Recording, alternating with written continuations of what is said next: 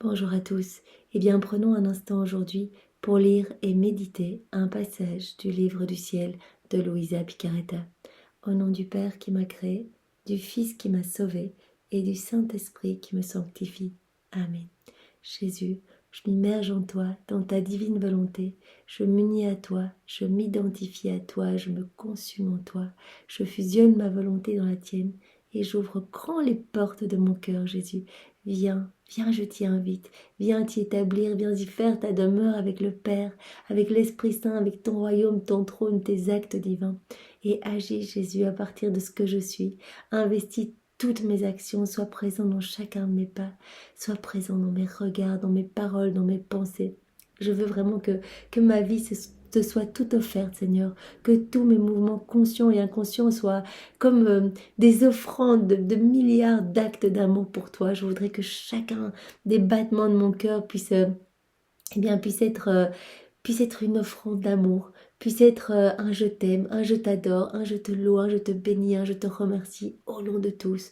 Que chaque battement de mon cœur puisse être enrichi de toutes les paroles de notre Père, du que ta volonté soit faite, et que chaque battement de mon cœur puisse reprendre tous les actes de contrition, toutes les prières, les dévotions, les rosaires, les chapelets. Je veux tout reprendre, tous les actes d'amour de tous les saints de tous les temps, et bien sûr, toutes ces choses humaines, je les refais dans ta divine volonté. Vraiment, je les plonge dans ton acte unique et éternel d'amour pour que tout puisse t'amener de la gloire, Jésus. Je veux que ma vie puisse vraiment être une offrande éternelle pour ta gloire, que tu puisses te réjouir par chacun de mes mouvements de cils, mes mouvements inconscients et mes mouvements conscients.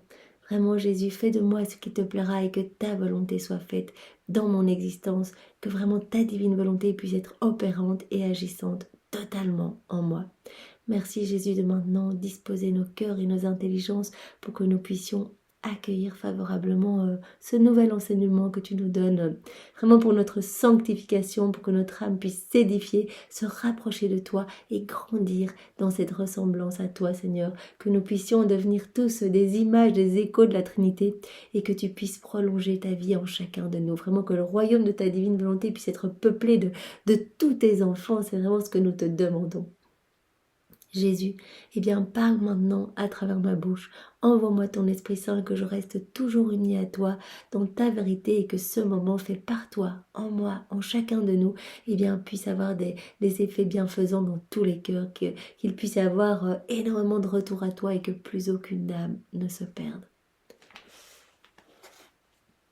Alors le passage que nous allons méditer est celui du 1er mai 1926. Nous sommes toujours dans le volume 19. C'est donc Luisa qui parle. Je me sentais immergée dans le vouloir suprême, et mon doux Jésus sortit de mon intérieur, et me serrant très fort contre lui, il plaça sa bouche contre mes lèvres, et m'envoya son souffle omnipotent, souffle de Dieu avec toute sa puissance. Mais qui pourra dire ce que je ressentis en moi?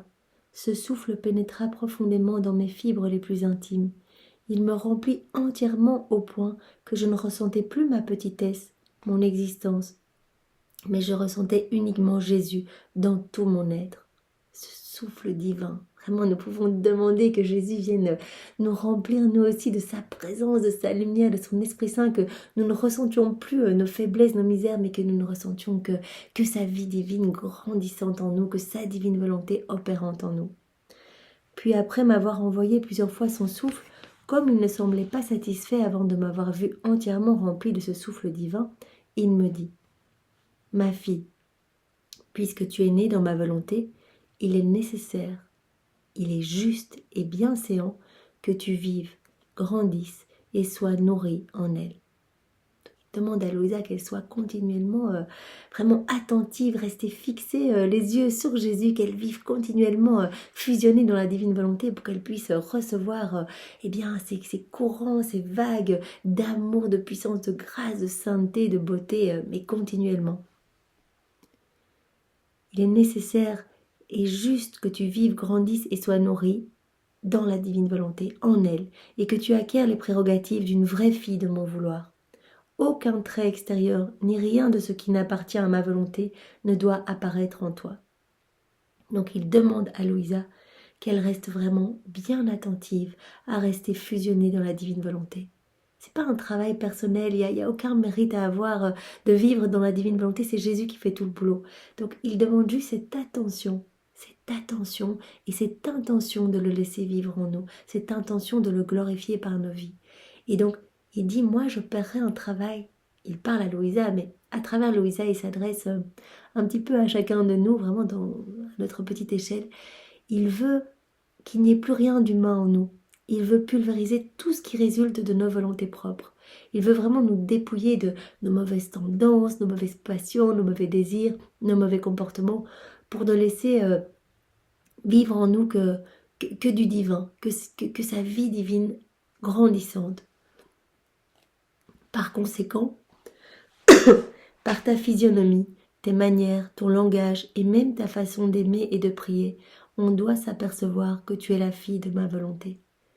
Donc, Jésus nous demande vraiment de le laisser agir en nous pour qu'il puisse nous dépouiller de façon telle, nous dépouiller des choses du monde de façon telle que vraiment tout en nous soit l'expression de sa présence.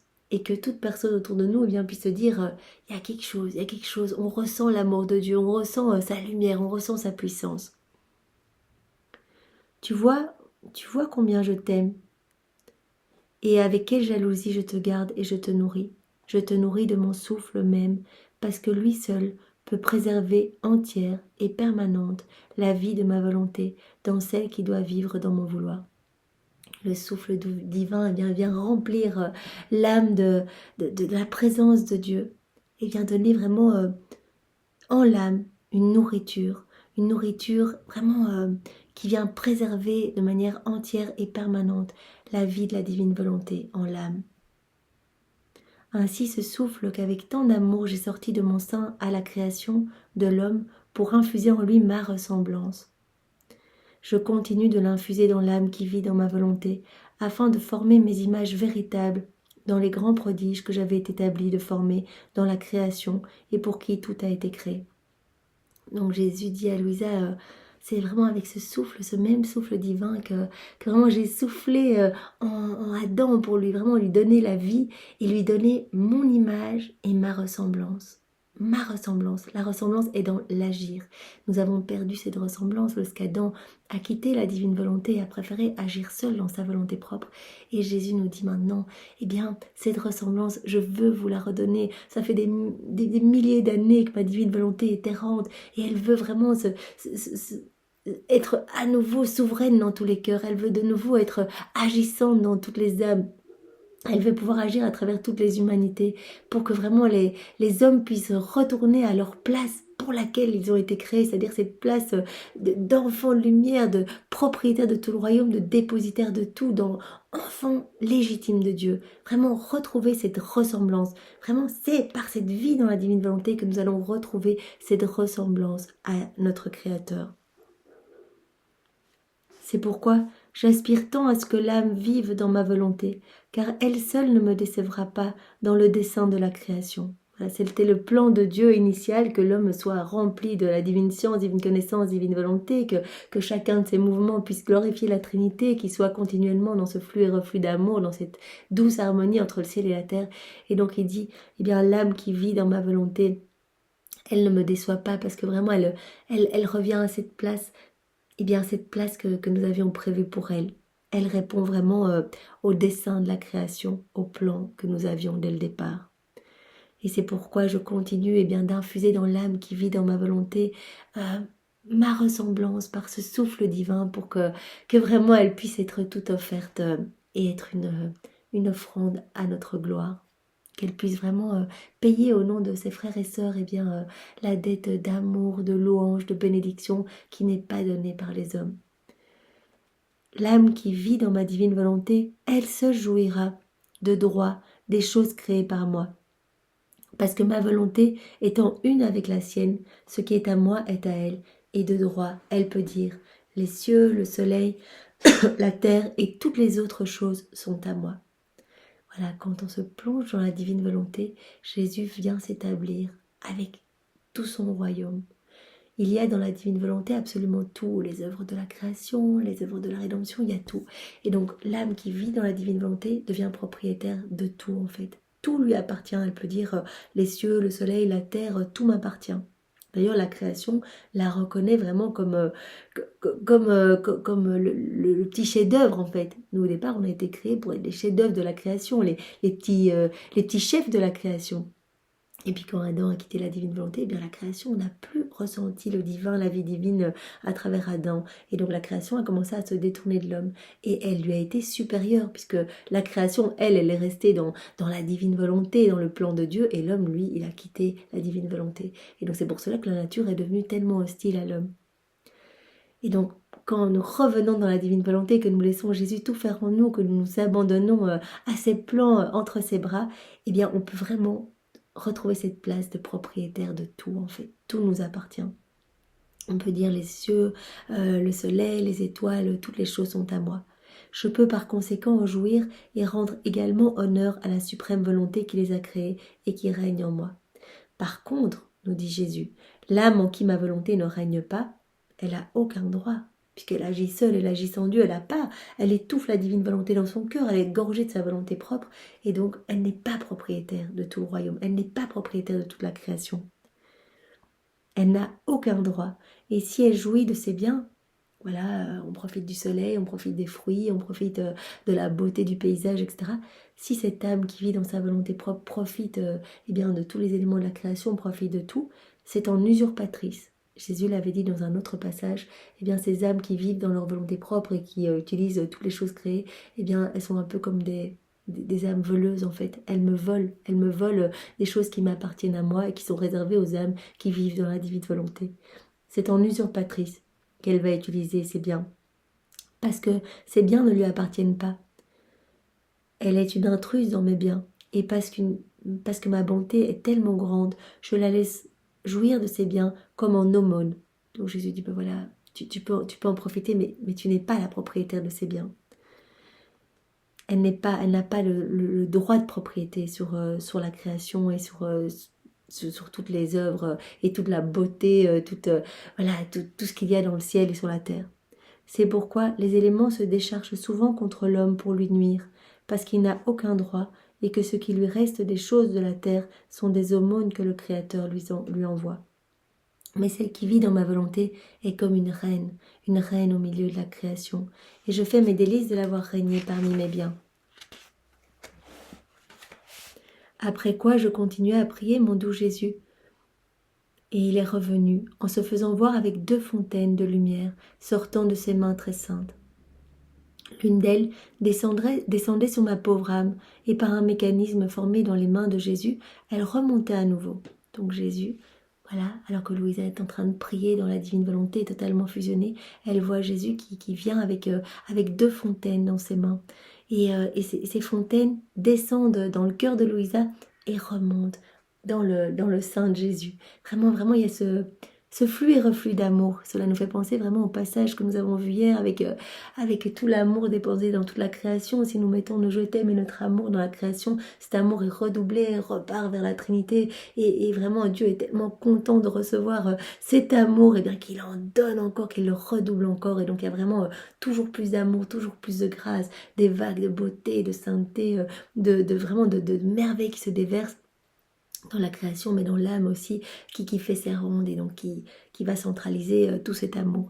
Et donc ici, ce que Louisa peut voir, c'est que Jésus fait descendre de ses mains des fontaines de grâce, d'amour, de sainteté dans son cœur, et qu'elle voit qu'il y a quelque chose qui remonte de son cœur et qui repart dans le cœur de Jésus et qui revient à nouveau dans son cœur.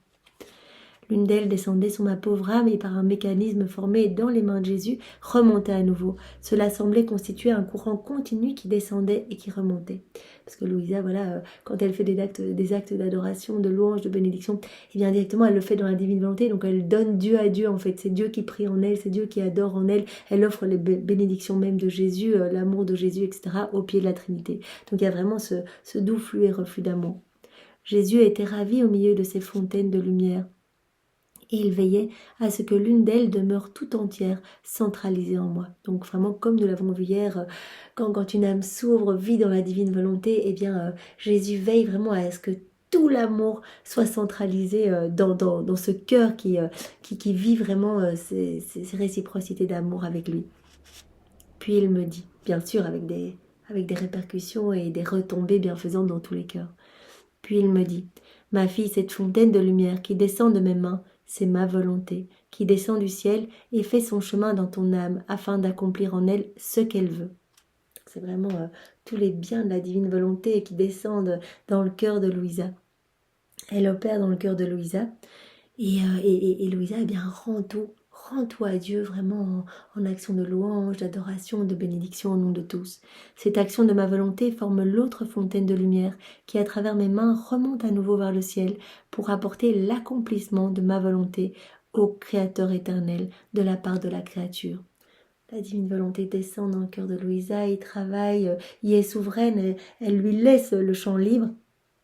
Vraiment, c'est comme ça que Jésus montre, représente le travail dans l'âme, vraiment une source de lumière qui vient travailler l'âme, la transformer.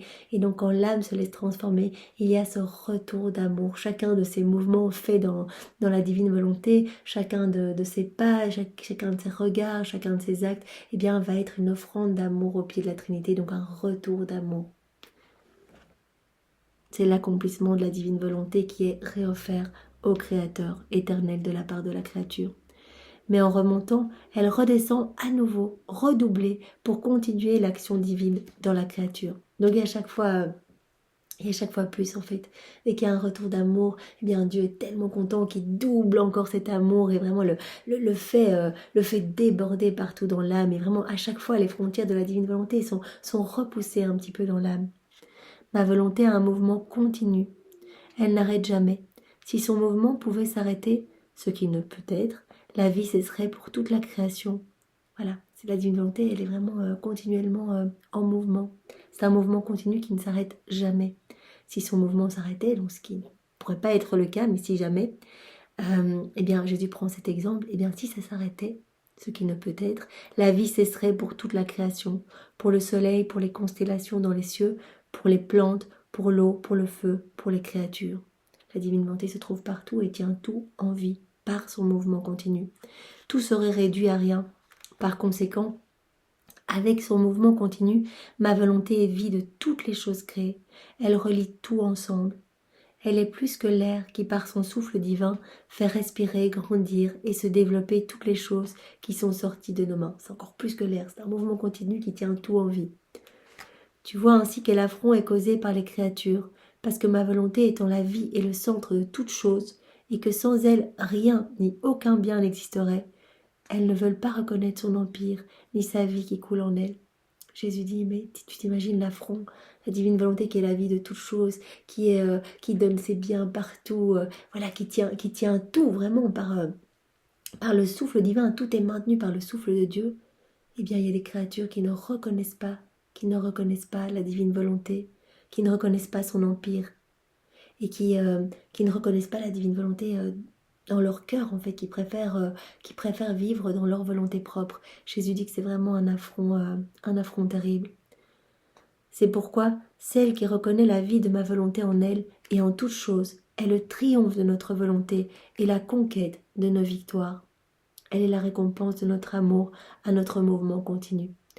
Donc reconnaître la divine volonté, voir l'amour de Dieu partout, reconnaître le souffle divin partout dans toute la création, faire nos rondes dans chaque élément créé, placer nos je t'aime, nos actes d'adoration, de bénédiction, etc. au nom de tous. Reconnaître vraiment que Dieu est là dans notre âme et le laisser agir, lui laisser toute la place, vraiment dire voilà c'est toi, viens avec ton trône, installe-toi, fais-toi à partir de ce que je suis, je me donne à toi.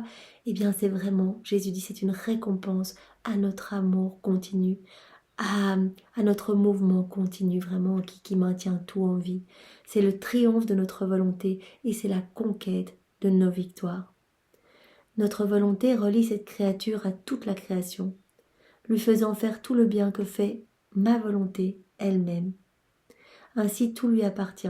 Donc vraiment quand une âme se donne et dit voilà, je sais pas très bien comment procéder, mais je me plonge dans ta divine volonté Seigneur et je te donne le champ libre sur ma vie, vas-y viens faire tout en moi, c'est toi qui prends les commandes de mon existence, et bien directement Jésus est aimanté, donc il vient s'installer dans l'âme qui s'offre et il commence ce grand nettoyage, il organise tout pour que tout devienne lumière et que l'âme puisse devenir vraiment un palais céleste pour qu'il puisse voilà, s'établir véritablement avec son Père et l'Esprit Saint.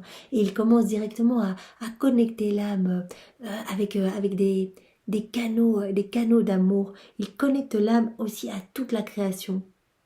C'est pour cela que toute la création vraiment reconnaît cette âme comme vraiment dépositaire de la vie divine en fait.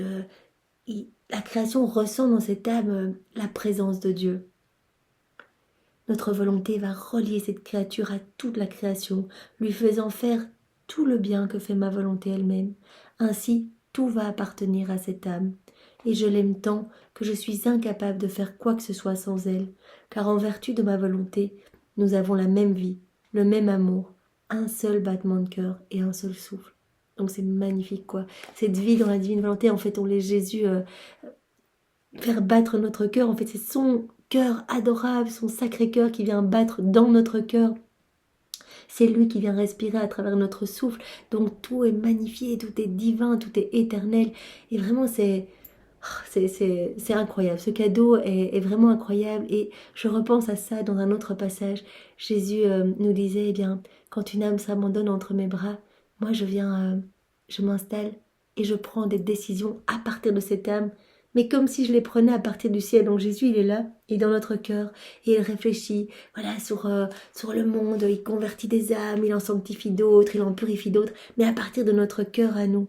Donc c'est magnifique. Donc donnons aujourd'hui notre oui. Donnons notre oui pour que Jésus puisse être libre d'agir à partir de nos corps, de nos humanités. Merci Seigneur pour ce bel enseignement. Sois loué, béni et glorifié dans ta divine volonté, au nom de tous. Au nom du Père et du Fils et du Saint-Esprit. Amen. Soyez tous bénis. Au revoir.